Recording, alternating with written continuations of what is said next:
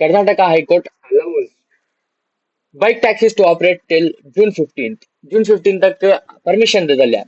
लेकिन bike tax bike taxis को इतना मुद्दा कहीं को बन रहा है कर्नाटका के अंदर, बिकॉज देखो एम्प्लॉयमेंट बढ़ रहा है, सही बात।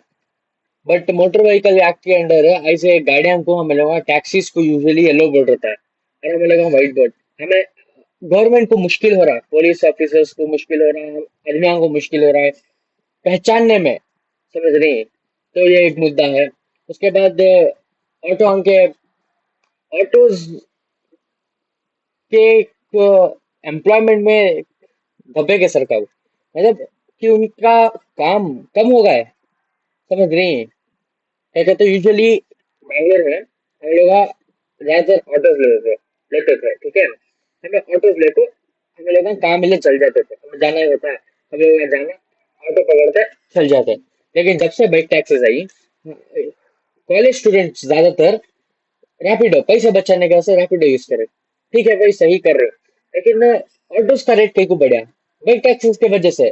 ठीक है, तो उनका जो काम है वो आधा कम होगा, तो उन लोग क्या करे, अपना जो प्राइस है इंक्रीज कर डाले। तो हमें क्या बोलती है, बेड टैक्सेस बहुत इजी है ना, बहुत कम पैसे पड़ता है उसके वास्ते हमें लोग जाको रैपिडो यूज करते हैं, हमें लोग बाइक टैक्सी यूज करते हैं घर को।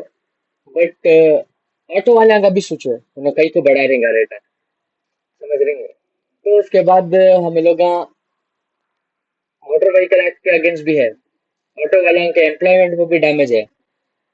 और रही बात रैपिडो वाले की, उनको एक जॉब सिक्योरिटी नहीं है। जून 15 के बाद क्या करने वाले हैं रैपिडो वाले? क्या रैपिडो काम देने वाला है दूसरा? नहीं देता। जॉब सिक्योरिटीज नहीं है, समझो बात को। अगर चलता तो भी, अगर तुम्हारी एक गलती तो मैं लोग तुमने निकाल देती नौकरी से। वो बात समझो तो मैं लोग बाइक टैक्सीज को नो बोलो और ऑटोज को यस बोलो, समझ रही?